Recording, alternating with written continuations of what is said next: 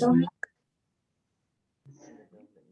neighbors, doing. Oh my God. the neighbors? Oh. They're fine, everything's okay. Hi, Jan. Hi, Tim. Hi, Chris. Can you hear me? Yep, I can hear Yeah, you. where's the big screen? We're waiting for Steve so we can start the agency plan hearing. He's actually stuck in traffic. That's nice. Well, Oh, it's, here he There comes. he comes. Hi, how are you?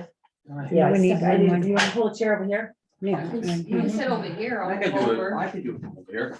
Oh, They look like my Sit in that one tables right at home set up already. So after being struck in traffic, do you feel human? This- Haven't seen him in a long time. Yeah, not in person at least.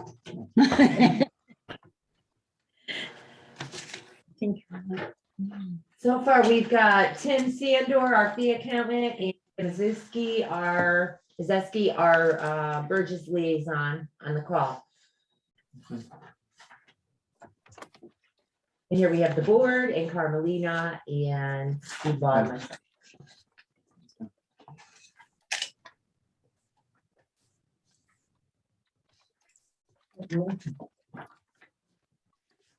You want a copy? You sure?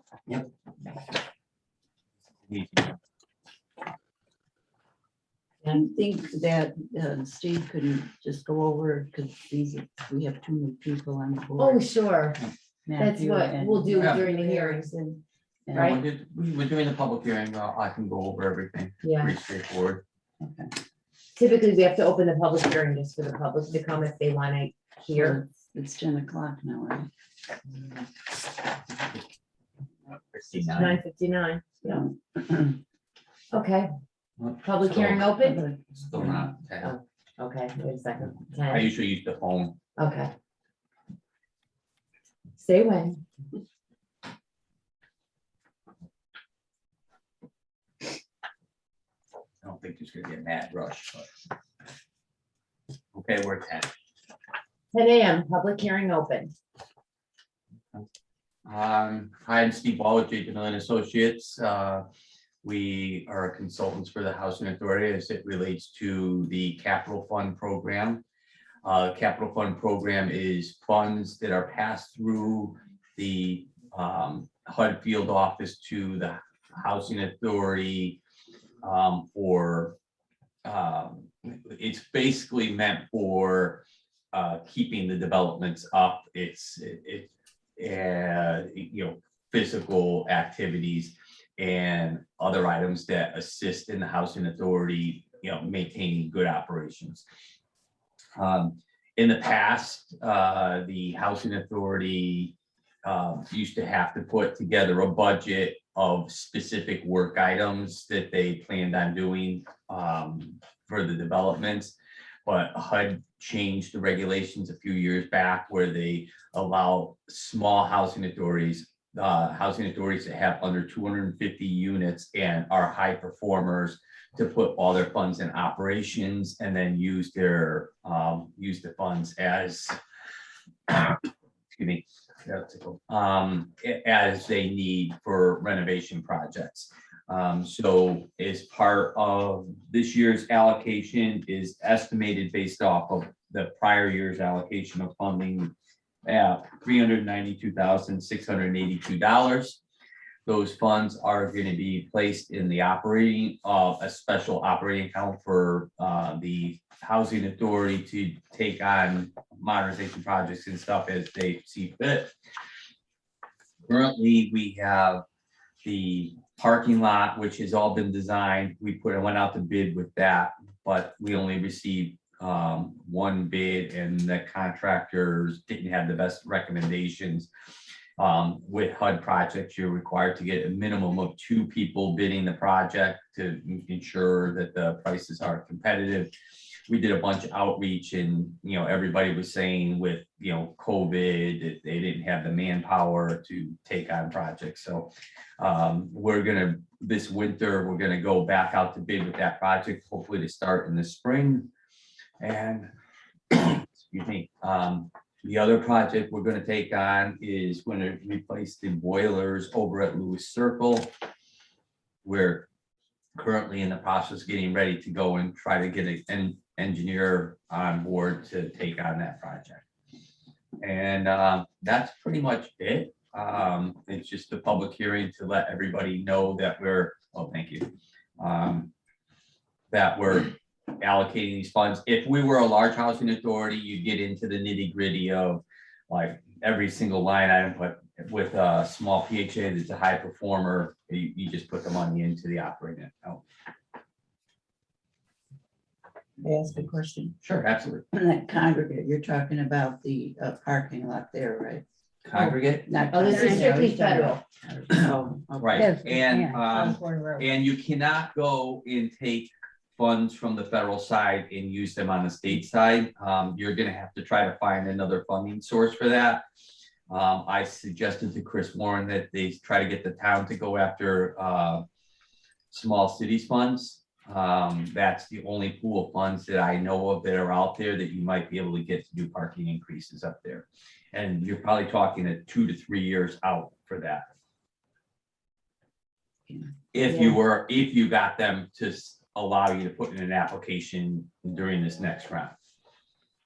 Yeah. But that parking lot is done, right? It's done, but they want to increase, they want to add more parking. Because what Oak happened was Terrace. the Not Oak, I wasn't talking about Oak Terrace. the other one is Terrace. already, the other one's already Done, designed and okay. the funds are in place. For Osborne, For Osborne. Osborne Road, GBL 1, that's the one we're gonna repay. Oh, yeah, on the Yeah. other We side. went out to bid, only got one bid, Yeah. so we have to go out to bid again now.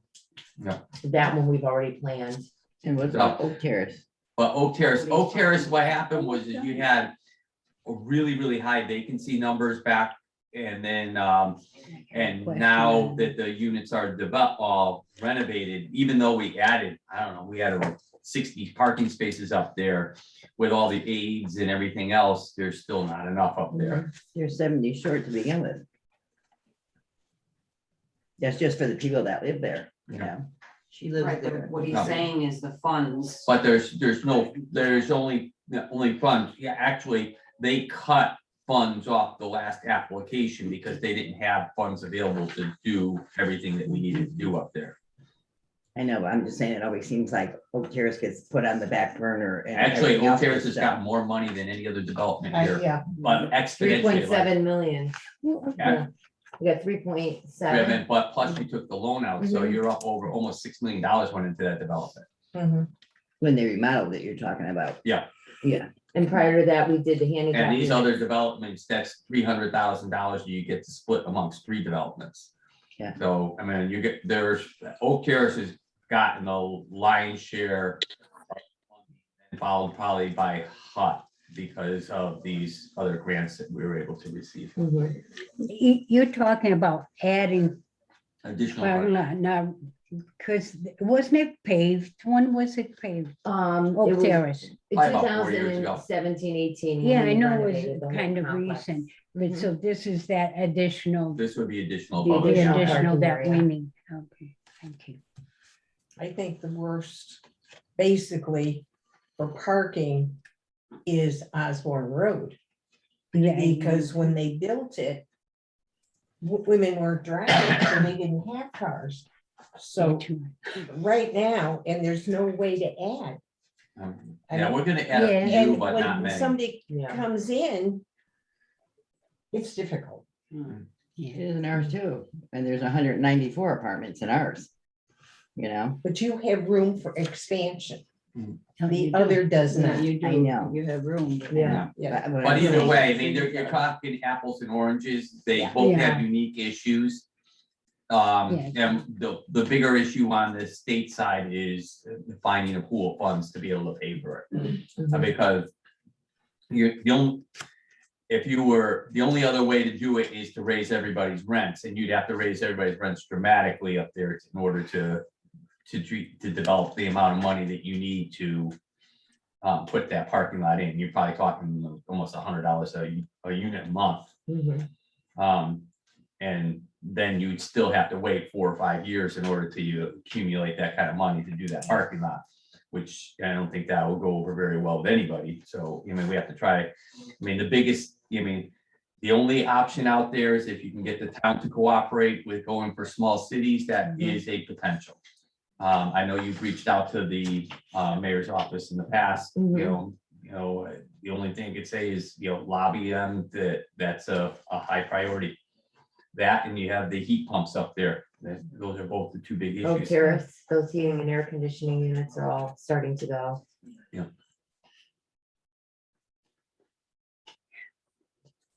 We've probably done, I think, 8 or 10 of them already, but Yeah, and it's tough to do those at operations because they're what, $8,000 a pop or something? they went up dramatically. Everything went up because of COVID. They went from 3,500 to 5,500 per unit. And the 1 bedrooms have 2 units each apartment. So they're very expensive. So we have to make sure we have adequate reserves to replace those as they go. I would think that would be a priority.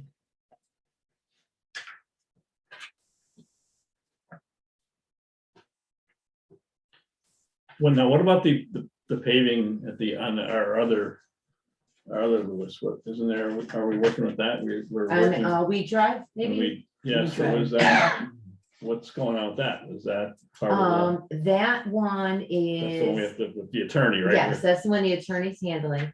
I'm waiting for a quote. I had to reach out for a paving quote from Cochiola, which is the town's recommended paving contractor, to get a quote.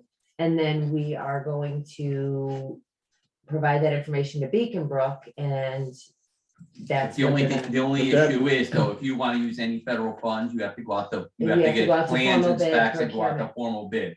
So, I mean, that's, And it's prevailing wage and everything You're right, else, so so it's a lot of it's- work. yeah, it's gonna, and the way the regulations are written, they have to use the highway rates Mhm. for the pavers. So, I mean, it really escalates the cost. That's really, honestly, that's- Yeah. because, the town's doing a lot of paving right now, and, we actually, the town gets a, pretty good rate, on paving and so forth, so. Well, I mean, So can that, I'm not sure why the two weren't combined, if we already had this paving issue. Because we we don't drive. own, there's an agreement back in the 70s. Right, there's some, we have to share, but still has to. No, get no, done. not that there's a share. No. Beacon Brook, in exchange for right of way, they maintain the road in all facets. We drive. So basically, the burden's been on them Oh, from it's day on- one, it's really on them. and they haven't, yeah, Okay, so it's not a 50-50. no, it's their burden as right of way to maintain it, but they're now arguing that.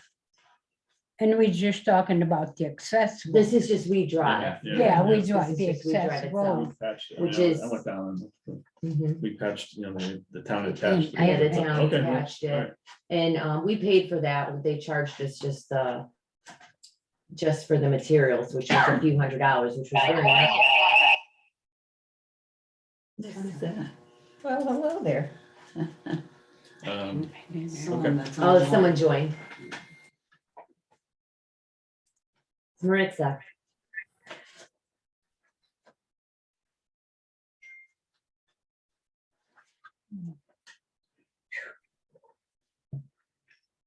There we are, 11 minutes in the public hearing. Does the bank get involved in that access road? The town is looking into that because the Because bank they was use given. part of it, Mhm. that very front of it. Gym too, right? Well, the gym used to be a newspaper, so it was Citizens News or Yeah. something part of that. Yeah. So they were added afterwards, but apparently because of their volume, they weren't, Yeah. they weren't deemed as liable. However, the bank, nobody ever approached us for permission, as far as I know, to put the drive-through exit on We Drive. So no one ever sought permission from us, and I don't know how the town.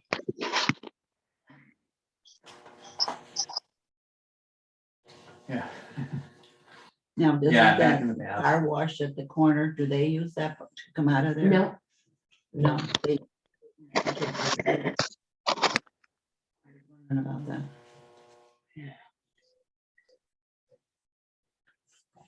All right.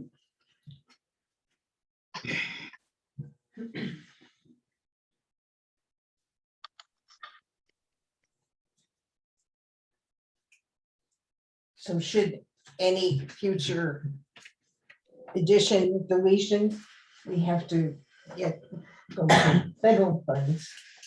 What the additions, know, if we're- deletions of, Going to do any improvements or whatever. federal funds are specifically to George B. Lewis 1, George B. Lewis 2, and Lewis Circle. State funds are the HUT and Terrace, Oak yeah. Terrace. The small cities funds, which are technically federal funds, but they pass through the state. They can be used for Oak Terrace. You have to apply through the town, and then the town applies to the state Department of Housing for those.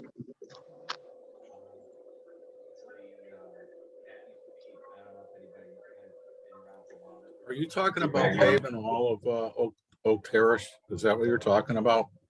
And adding the parking places, or are you just talking about adding the parking places we need? Yeah, just adding the parking places. Just adding them? Where are they gonna go, Chrissy? It's a, right now, there's no real plan in place because there's no funding to do it. Until the town gets to small cities. I'll talk to the mayor about that small cities thing. That's not really how it's used. It is in almost every other town in the state. I know, but that's not how we use it. Anyway, let me talk to him about it. We'll see how that goes. How much money do you need, you figure? Did they give you a cost estimate on that? No, not yet. I was. I mean, waiting for- generally, when they go for the small cities for housing authorities, the request is usually 1.5 million. Of which whoever the town's consultant is usually takes a big chunk of that, and then it pays for design. So it ends up usually being about 1.2 million is what could potentially be available for hard construction costs. I don't know what the actual budget is because I have not been involved in that at this point. So if you get that 1.2 million, and is that gonna help you with the heating units too? Or no? If there's a balance, I would say it would help towards that, yes. All right, I'll talk to him. I know we don't use the fund that way though. See what he says. Okay,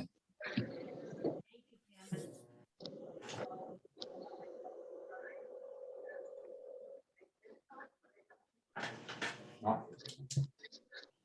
15. Hearing is closed for the agency plan. I'm gonna open the meeting, call to order at 10:16. Please rise for the pledge of allegiance. Little in the back.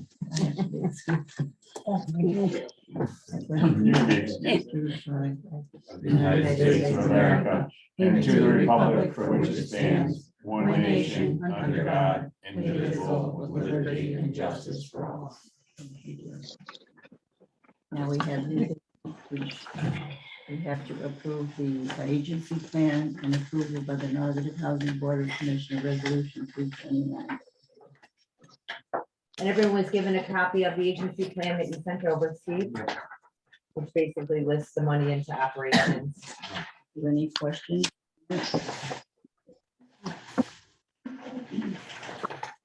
Now I'll read the resolution. Resolution 330. Naugatuck Housing Authority Agency Plan. Whereas the Naugatuck Housing Authority Board of Commissioners has received the proposed agency plan for the Naugatuck Housing Authority. Now therefore be resolved, the Board of Commissioners of the Naugatuck Housing Authority do approve the proposed Naugatuck Housing Agency Plan. Results as follows. Is a roll call vote. Myself, Commissioner Helen Bovis. Yes. Commissioner Maria Fidalgo. Yeah. Commissioner Susan Mastry. Yes. Commissioner Matthew Erickson. Yes. All approved. Thank you. Okay, got it. Thank you. Emerson sign.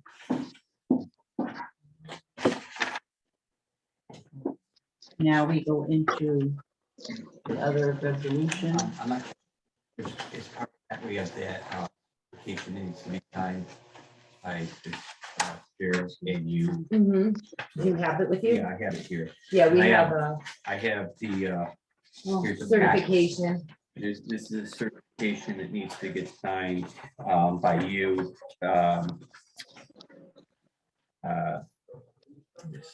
Right here, and I here's a whole packet that has a copy of it, so you have one for your record. Here, Grant. Right, and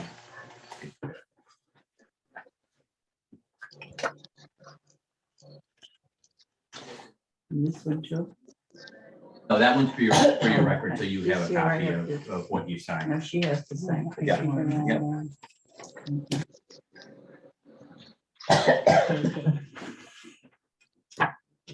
That's-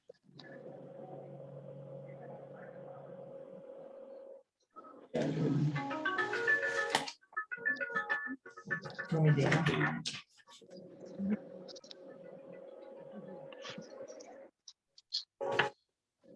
Now, what's his name?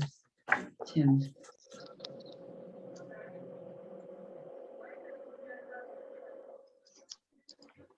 Oops, sorry, Steve.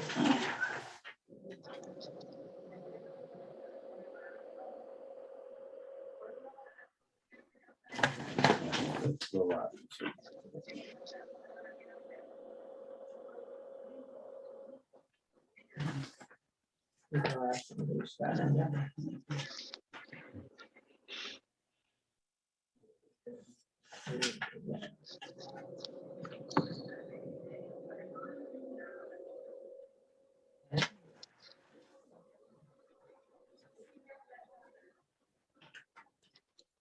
it, right?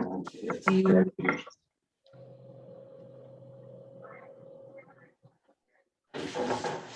Thank you. Okay. Thanks, everybody. Have a Take care, Thank Steve. you. nice rest of your Have a day. nice Thanksgiving. Everybody, Do Thanksgiving. you see Rosemary? Not Not that too much. much, yeah. No, she works down at Hamden. Yeah. No, Okay, all right. Thank you. Thanks, everybody. Holiday. Thanksgiving, so long. Thank you. Okay.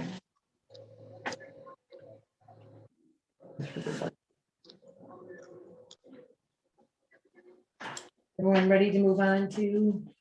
Yeah. And we have Tim Sandor present. Hi, Tim, on the call to present the 22 budget. We can hear you, and everyone was given the packet you sent Yeah. over. Yeah. Okay, I just want to make sure that you can hear me because I was having problems on my computer, so with the speaker, so now I'm on my phone. So as long as we're good to go. Yep, we hear you well, right? Yes. Okay, well, a bunch of new faces in the room. So to begin with, my name's Tim Sandor. I've been working with the agency since 2016. And here today to talk about the fiscal year 2022 operating budget for the fiscal year that begins January 1st, 2022. So first, what is a budget? Well, budget is a plan. It's our best guess as to what our revenues and expenses are going to be for a certain period of time. In this case, fiscal year 2022. A lot of those numbers are known. For instance, we take administrative salaries, maintenance, labor. We know what those numbers are right now. We can apply the cost of living adjustment that's included in the collective bargaining agreement to come up with a number that's a good number. There are other numbers in the budget, however, that we really are making a guess. And a good example of that would be the operating subsidy for the federal program. That subsidy is not approved or submitted for even by the agency until February of the year that the budget that it's for. So we won't know what our operating subsidy is for 2022 until probably March, April, May of 2022. So potentially 5 months into the fiscal year. So that makes some of this budget difficult to project. Not impossible, but more difficult than it has to be. With that said, I just like to look at some of the documents here. Pages 1 through 3 in the packet you received are the notes to the budget. These give a brief description, a little bit of information on how each budget line item was developed and what goes into it. Pages 4 and 5 are the consolidating budget worksheet. This is going to list all of your programs side by side. Following that are the individual budget worksheets, and following those documents are the support documents that are used to determine the budgets for each one of the programs. So maybe just a few minutes just to go through some of the major areas on pages 4 and 5. That's the consolidated budget worksheet. At the top of the page, we have our revenues. And if you go over to, well, first of all, is everybody with me so far? Yes. Okay. 1, 2, 3, 4, 5. Over to the 6th column on page 4, there's a column entitled Fiscal FY 2022 Totals. So that is those are your totals for the fiscal year. In the revenue section, we're looking at $3,251,000 revenue, which is up slightly from the current fiscal year.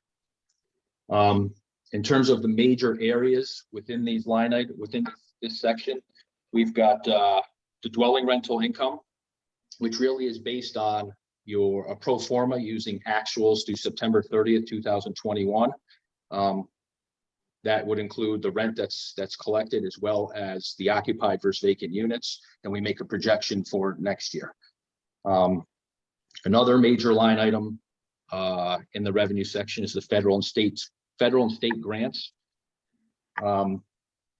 These are, you have your capital fund program grant here, which Steve just spoke about. Under the state elderly column, we've got the $38,000 for the resident service coordinator. And under the congregate column, we've got $239,232. That is the core and expanded core services grant income that's coming from the Department of Housing. Another major, two more major line items in the revenue section: the admin fees earned, which is second from the bottom in the revenue section, and the subsidies. Those are the federal subsidies for the Housing Choice Voucher Program, the admin fees that you receive for basically managing the program, and the subsidies in the federal program. That's what I spoke about briefly when I first started. That is the operating subsidy that you receive for your federal low-income units. On the expense side, a majority of the expenses were developed using pro formas 9/30/2021, so 9 months of the current fiscal year, and extrapolating that out to 12 months to come up with an estimate for 2022. And that would include your legal, your training, your travel, all of your sundry expenses, which are your office supplies, your telephone, office cleaning, miscellaneous, all of those types of things. It also includes your maintenance materials, your maintenance contracts. The other side of the budget, and what makes the easier part of the budget to project, are the items, as I said earlier, that we have a good idea what they're going to be for next year. And that would include the administrative salaries, your maintenance labor, your utilities, which we obviously, utilities expenses won't increase or decrease that much. So we have a good number this year that we apply to next year, as well as all of your insurances, which come from the declaration pages of each one of your policies. So if we flip to page 5, about halfway down the page, there's a line that says surplus, parenthesis, deficit, close parenthesis. That is the net income that we are projecting for each one of your major programs. For the federal program, $136,000. For the Housing Choice Voucher Program, $4,351. And for the State Elderly Program, $92,761. The congregate program does not show a net income. It's required to be zero-based, so income must match expenses, and that's why you don't see a net income there. All told, projection a $233,000 net income for 2022, which is 31% larger than the budget for the current year. There's not a lot of fluff in this budget. We increased the maintenance materials, maintenance contract line items a little bit, just to give a little bit of a cushion, but basically, the numbers are derived from actuals for this fiscal year or actuals based on 100% hard numbers, such as I said, the insurance, the utilities, the maintenance, labor, the administrative salaries. If there are any questions, obviously I'm happy to answer them at this time.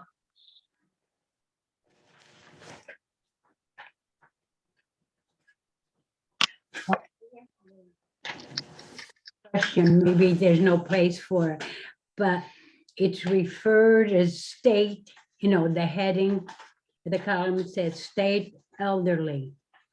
Correct. So it doesn't include just elderly, it includes all residents. That's correct. The program is the State Elderly Housing Portfolio. It doesn't get, it's not separate, okay. I just would. Thank you.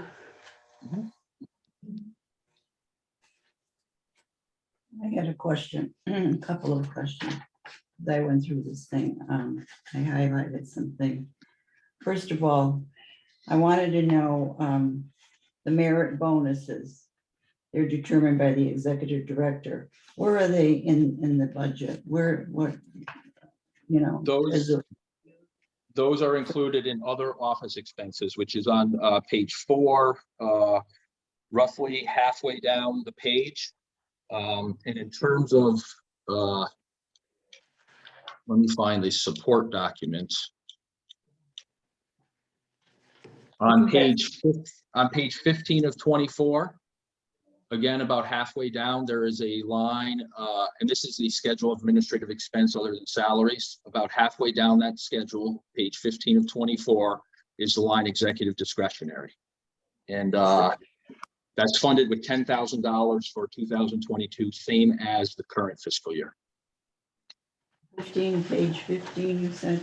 24, Yes. Where is it? right here, John. I didn't see it in there. Oh, I see it up on top. Okay, so you used the whole, yes, you used it all. So that means that the people that work up there are you distributed through 5,000 state elderly. So the people there that work there got the bonuses, right? Because you have it, federal 750. 3,000 federal. You just and used it up for the 10,000, right? You used it all right, Chris? Yes, So and Tim spreads it across the programs and that's what I was allocates it. thinking. He Yes. spreads it out. He right, you know. allocates it across the Yeah, all programs. right. So you put that in again. Now, the other question I have, hold on a minute. But just one comment on the executive discretionary. So the budget is spread between each one of the programs.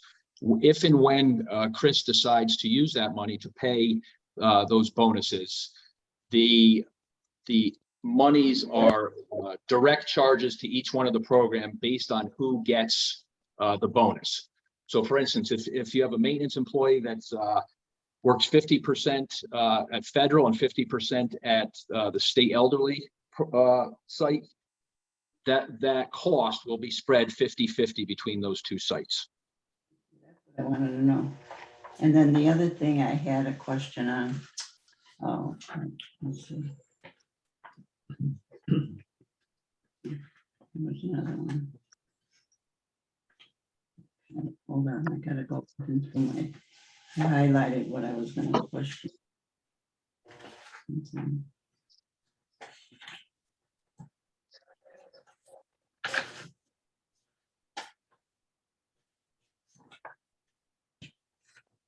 There's one on page 9, fraud recovery. You have a change of 67%. You don't accept, I don't. Pro forma, that's projected 3 months. You don't expect to have any fraud following year.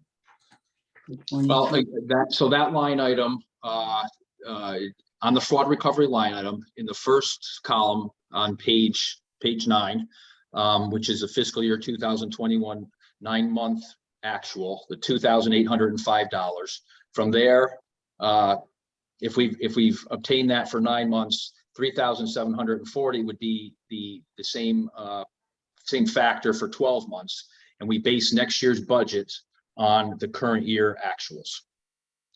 So what that means is the 2021 budget at 11,569. That means that in 2020, there was a substantial amount of fraud recovery collected. That changed in 2021, and hence the 67% reduction. Okay. Now, this one, 22. And that accounts to job loss, et cetera, people.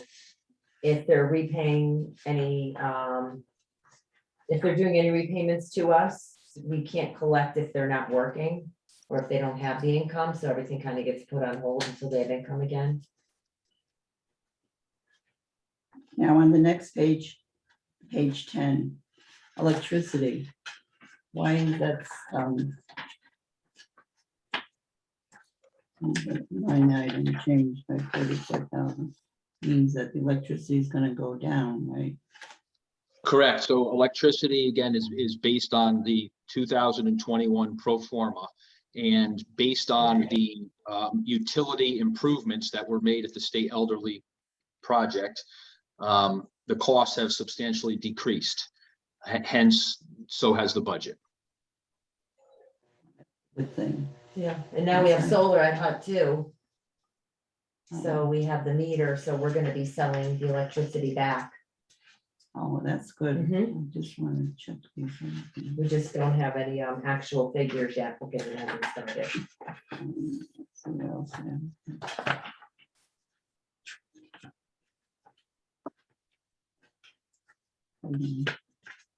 Something else.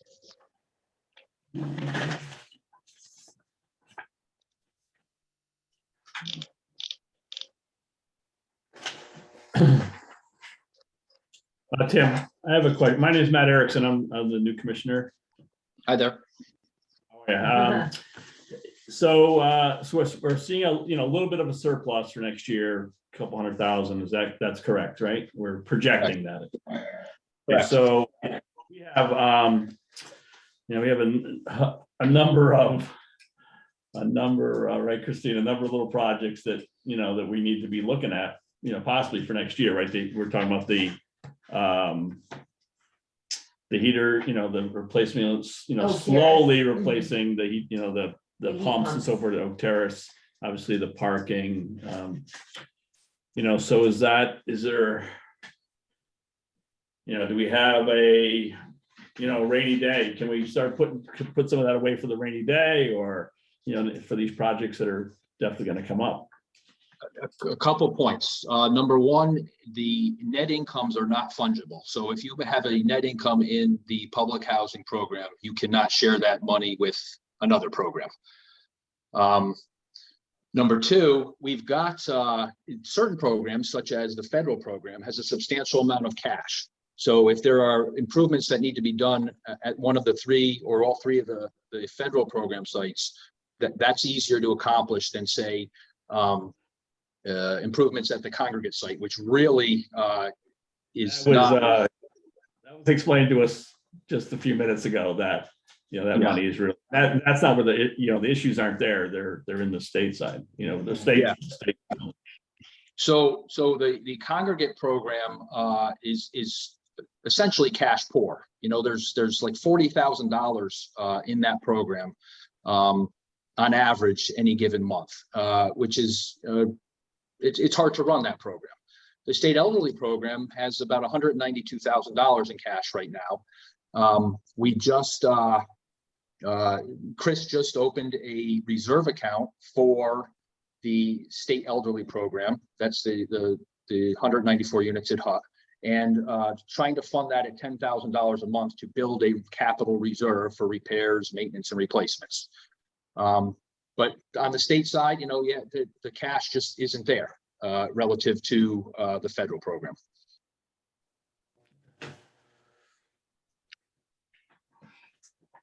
Well, you're planning anyway, right? Yeah, we're trying, that's where we're we're putting trying. money aside, Right. you know, and then once we, you know, have something close to it, then we'll go out for plans and specs, but to spend that amount of money for plans and specs when you don't have the money to do it, it's ridiculous, because it all would have to be updated again.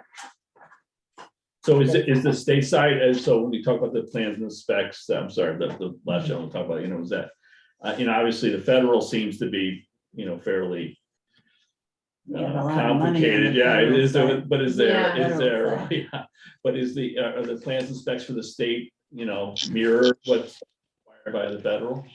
Well, similar, it depends on what money you're using, if you're using grant money and it's like federal, like. Yeah, I'm thinking just to what we possibly could. If we're garner doing from it with our funds, Yes. with reserves, Yeah. then we just have to follow our procurement plan, which means, you know, we Three go out and bid. get bids, yeah, Okay. et cetera.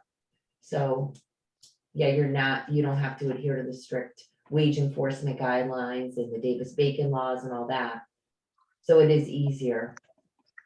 So then it allows us to take Coach Yola, who is, I assume, give us a, you know, we can get the town rate of, you know, paving or something like that, right? Right, exactly. That's As why long they as we make have- months to help. As long as we have 2 additional bids. Yeah. Right. Yeah.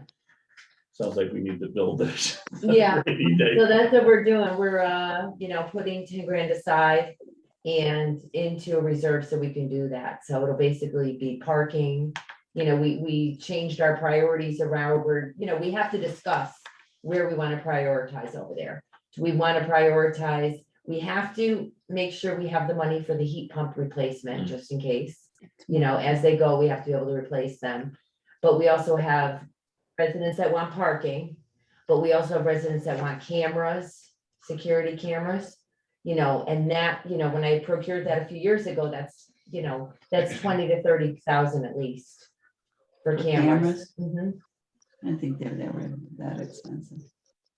For cameras that you want to be able to use, like we have over at GBL where you can record, where it's recorded and you can go back and trace. And what did that cost us for that? 30 to 40,000. Yeah, we did both of For, those. yeah, Osborne Road and Reed Drive. Yep. Well, I know it's getting to the point where everybody's getting their own cameras and putting them in their apartments just to feel safe. I mean, you know, people are flattening our tires and stealing stuff off your porches and, you know, it's getting ridiculous. Mhm. I think you need the camera. It's an that's the illness word. at the times. Well, at the end of the day, I think the authorities need to be more on that than, you know, parents. You know? Yeah. Make it any easier for them, you know what I mean? Yeah. I think I understand that, but, you know, I would rather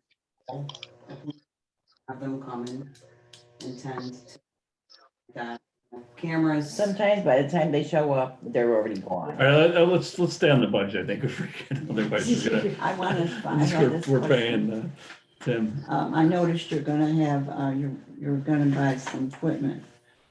Now, you're gonna do it from, one is for federal and one is for state. Correct, both sites. You need both, you can't use one.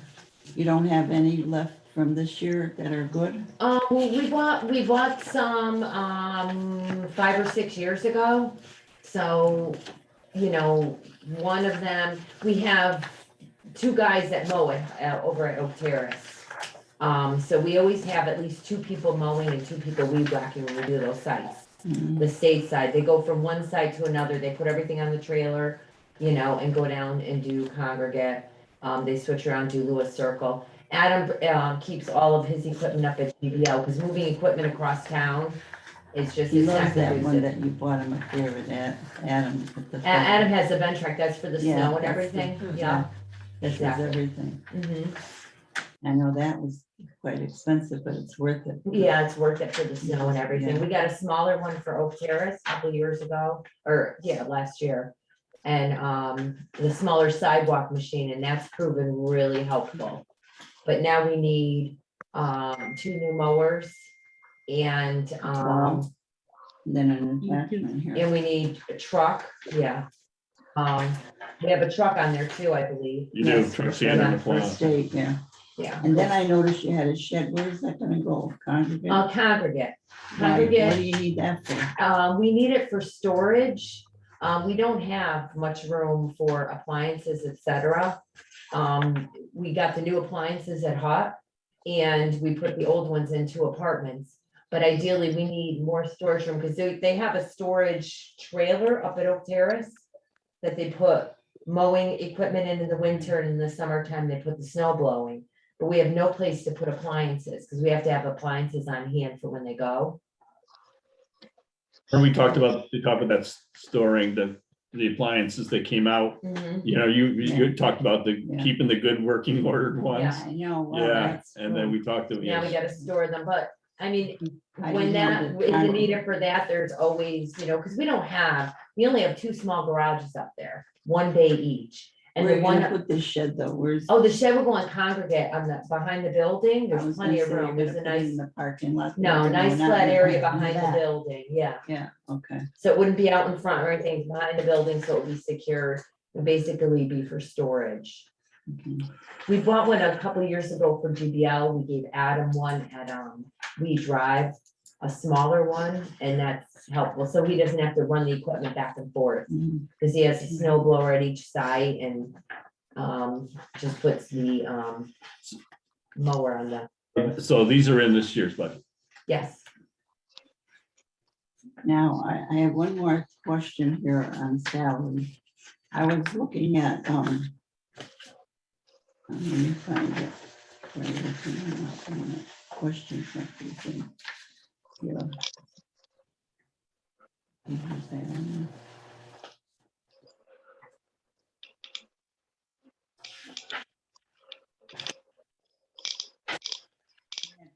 And I was questioning that. Here it is. That's the wrong, there's 2 pages on salaries.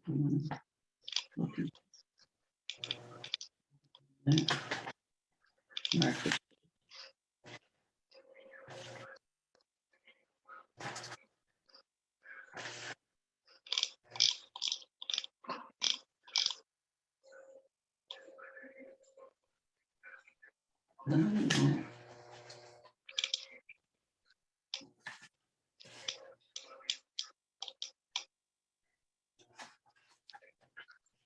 What are you looking for?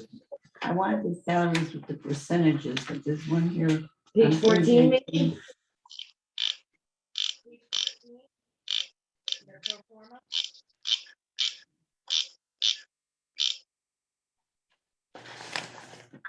Page.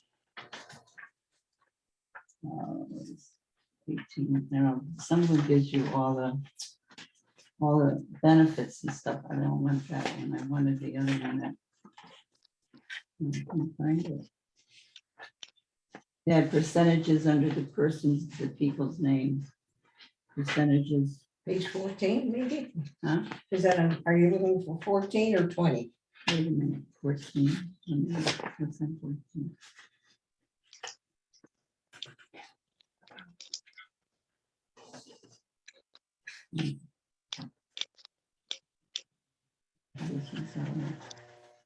Oh, maybe you're talking about. Oh, yeah, page- that's the one. I Page think. 20, where it's by person with the cost. Yeah, there's Help. like, they're supposed to get a 2.75 Yeah, she found it. according It's to on 14 the right here. contract, Right here. Mhm. 2.75. Yeah. They have some that have different percentages. I thought I saw some. And what I was saying, you have under the director, that isn't right because that person does not get, that's according to their contract. Why do you have that in there, 2.75? I don't think, I think that's above it. Is that every time where it's above it, John? Yeah. That's not But- because it, according, when I'm reading, Right, it's that's an 3 point, increase from what she has now no, to it's. 22, and I don't think that's the right total, because she doesn't get that, so we go over her contract and we give her a raise or whatever. That is increased by almost 2,000 something dollars. Okay, so that 3.56%, what that represents is the 2022 budget in relation to the 2021 pro forma. And so you're right. I mean, the 2.75% is not applied to Chris's wages. Why is there an increase there then? What's the percentage? That doesn't come up until her contract. Yeah, but this, it's budgeted, I guess. Is that, Correct. that's the projected I budget. understand that, but But the way it is, I mean, everyone has, that's a 3.56%, he puts that in there. And I just don't know what increase or whatever she's gonna get. I think that's wrong. And correct. So the 86,370 that's there, that number for next year could be that number on the dot. It could be 87,000. It could be 88,000. We don't know. So that's a ballpark right now. That's what I was questioning. It's a ballpark figure. And then going down they have 2.78, 2.76. I thought, why is that under different? I thought they all get a 2.75 now. Well, all of those percentages are based on the 2022 budget versus the 2021 pro forma. And so the 2021 pro forma, if there's because you're paid, let's say you're paid every 2 weeks instead of every week. So there could be an extra week of salary in or not in based on the numbers that I pulled. And so you're going to have slight variances off of the 2.75 based on timing. Mhm.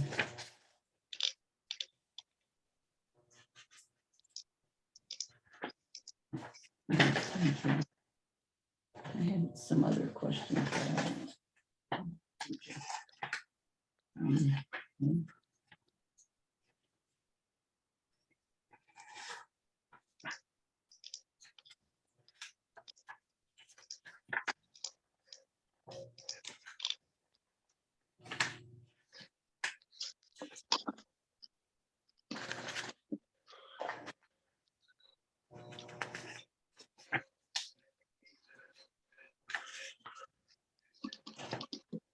And also under maintenance labor, there's director and one labor position are included in the budget as unfunded position.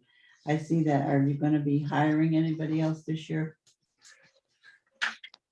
No, I have no plans to hire anybody. No, okay.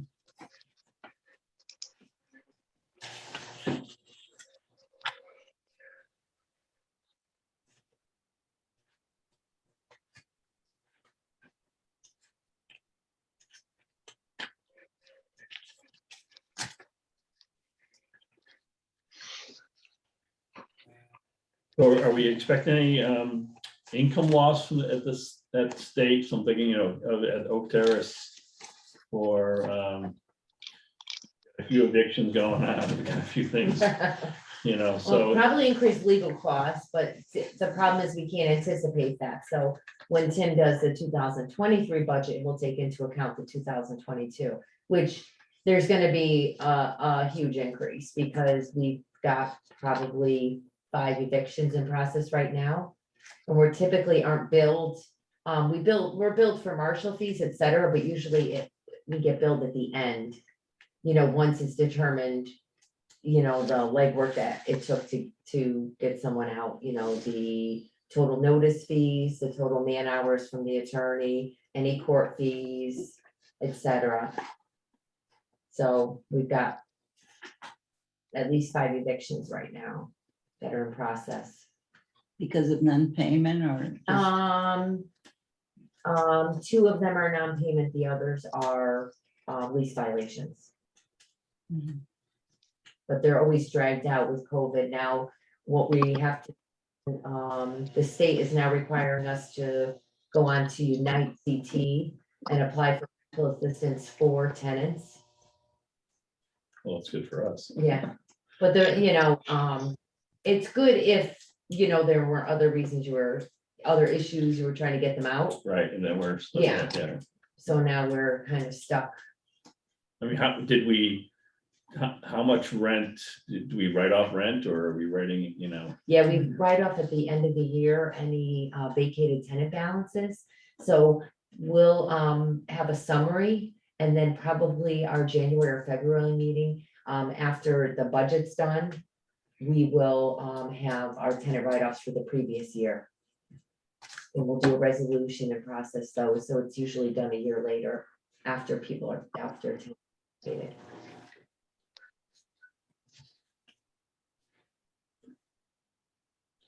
You want to get more questions on the budget or what? I'm thinking, I went through this whole thing. I know you highlighted did, stuff. I know. I highlighted everything. I'm a big numbers guy. I'm looking, you know, but yeah, I know you did, I know. I was going through it myself, but. And I highlighted some stuff, but no. I was a middle school science teacher. I So love Tim, so figures, I I'm, love figures. I know you do, yes, But I don't know. I No. just- okay. With other buildings that have the wash machines and dryers, you get a kickback from the company, right, for them putting them in there? Not really. Correct. The laundry revenue is in here. And again, based on 9 months actual through September 30th, we did a projection for next year based on that. There's a little bit in there. Yeah.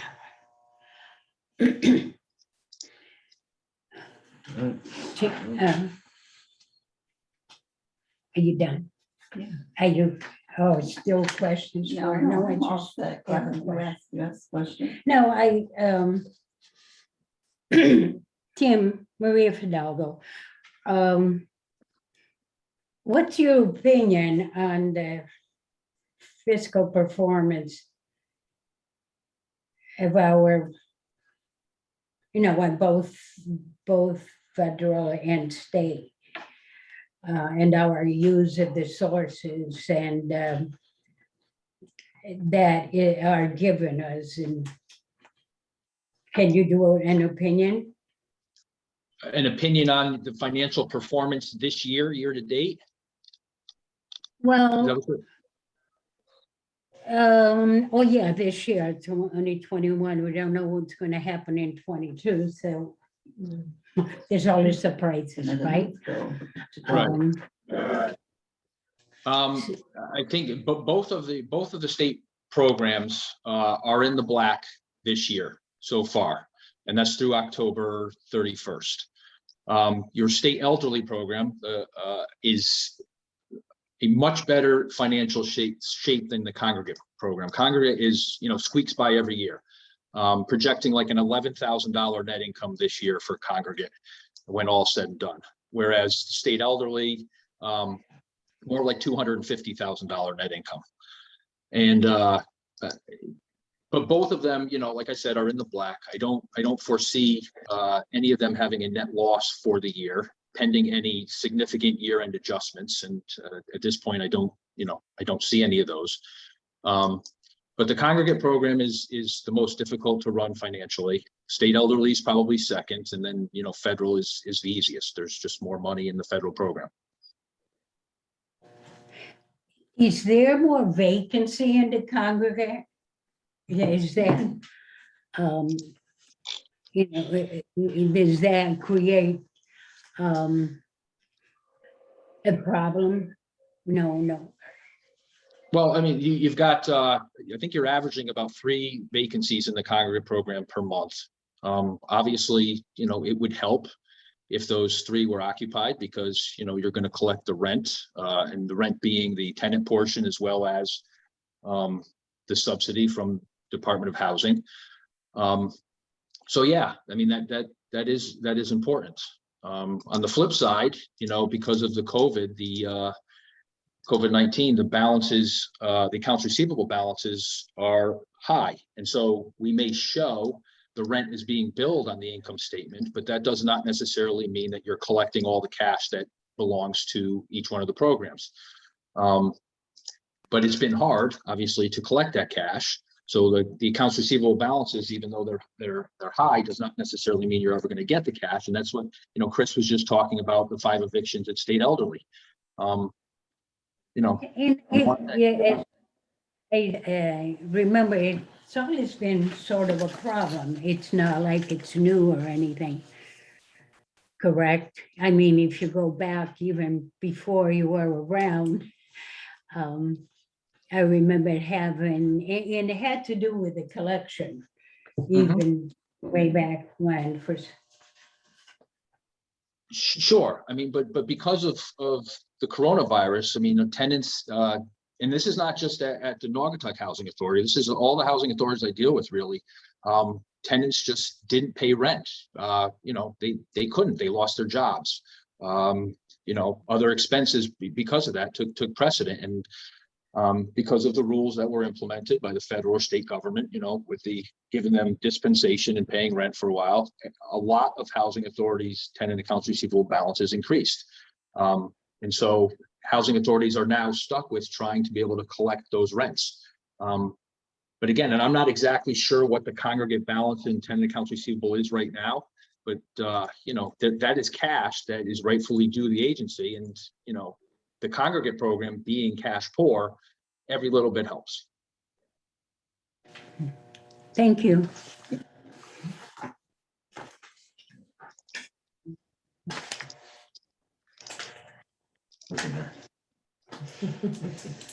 And this is your first one, so. That's a lot of numbers. in there. Yeah. All Oh my right. John, God. how we doing? You find something else in there? No?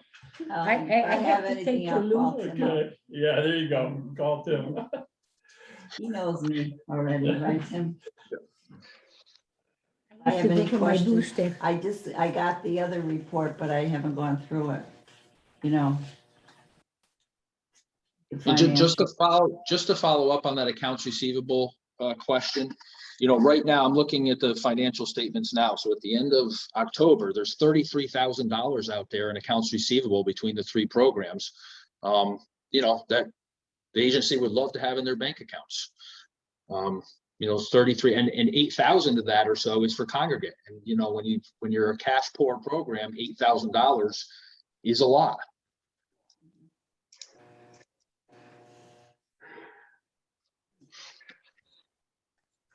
Thank you, Tim. And that's from non-collection of the rent, is that it? That's correct. Correct.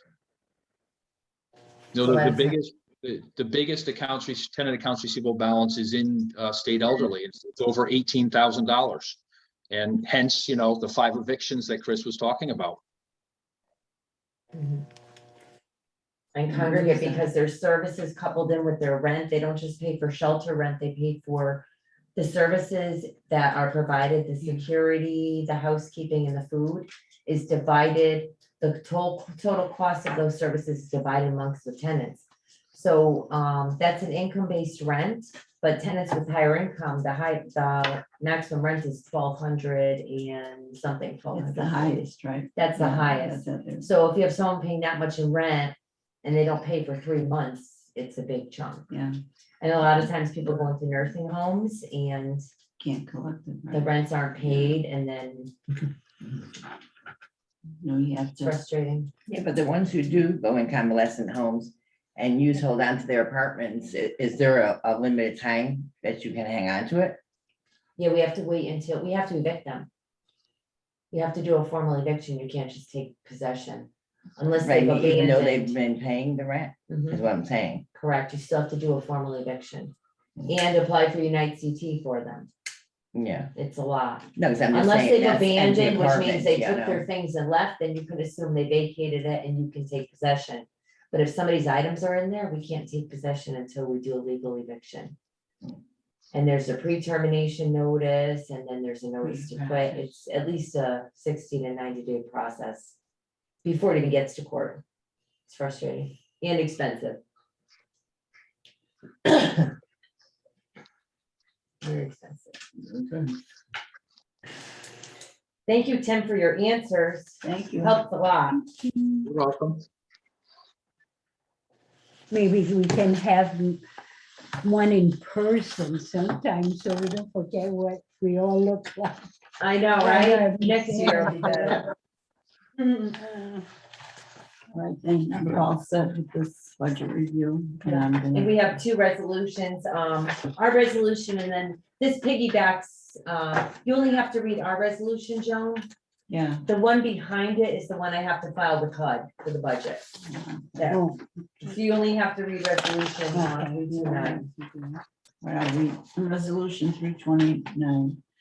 Narrative Housing Authority 2022 budget.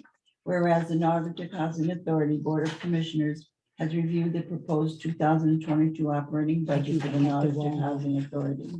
Now therefore be it resolved, the Board of Commissioners of the Narrative Housing Authority do approve the proposed Narrative Housing Authority 2022 budget.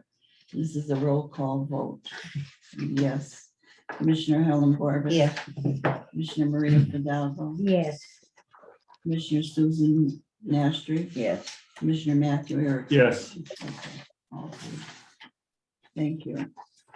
Now, we have any public comment? There's no public comment.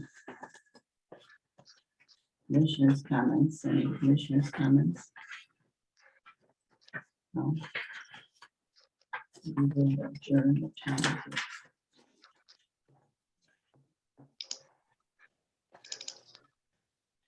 11:05, I have, is that correct? 11:05. Yes. And, You want to, somebody want to make a motion? We're not- Make a motion to adjourn the meeting Helen, at 11:05. who else? And I can see.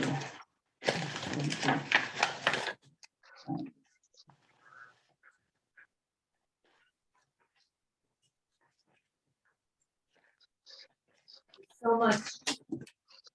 Hope everyone Hey, has a Chris? nice, Chris, one more thing.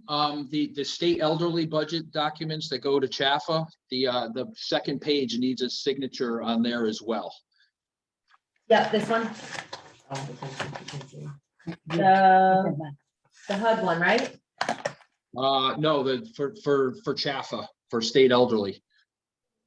And I sent that to you. I will upload through the Chaffa portal at their website, but they're still gonna want the page for the signature. I can print it out and scan it and send it over to you if that's helpful. Oh, yeah, because Joan's here. So do I sign that one or Joan? It says owner signature, so probably either one could sign. Okay. All right, that's fine. If you want to send it to me, that's fine, Tim, thank Okay. you.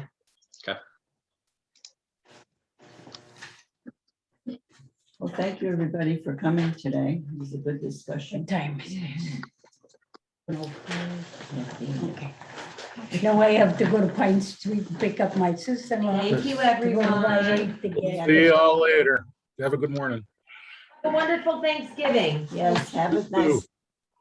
Happy Good turkey. evening. Happy turkey is right. We're having two turkeys, smoked turkey and a plain turkey. Never had